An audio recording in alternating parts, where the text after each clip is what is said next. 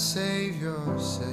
So a couple weeks ago, I was having some pizza with a really good friend of mine, and a friend that I've known since probably about my sophomore year of high school. And during the course of that conversation, we just we started talking about some pretty in-depth things. And I knew that he had had trouble with drugs in the past, but I didn't realize that they were still an issue for him. I didn't realize that they were still something that he was struggling with, that he was struggling through.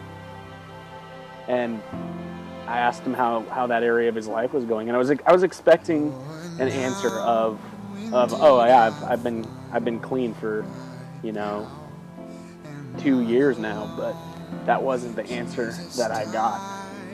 Actually, the answer that I got was the exact opposite of what I expected. And he informed me that he had quite a few slip-ups here recently,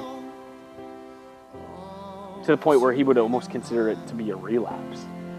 Sin had left a crimson stain, he washed it white as snow.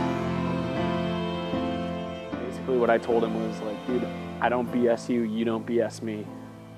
And so I told him, I'm going to ask you one question, and just one question only. And I want you to give me just the straight, honest answer. And that question was, why do you go back to drugs? Why do you do them? And what he told me completely and totally broke me, completely and totally humbled me. And what he told me was basically that the people that he does drugs with are the most accepting and loving people that he's ever been with. And when he was homeless, they were the first ones to actually offer him a couch, to offer him a place to stay.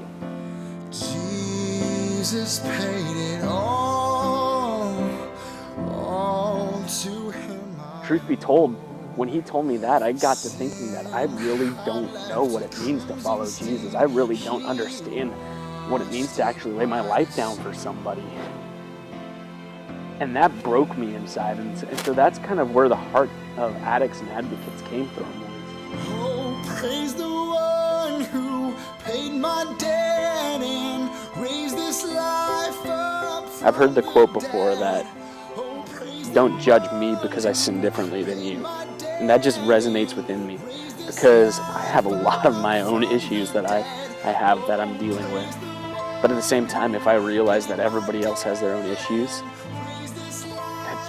that is somehow freeing and comforting in its own way. If I realize that yeah, everybody else is sinners as well, it kind of points out to how great our Savior really is. But do we actually believe that?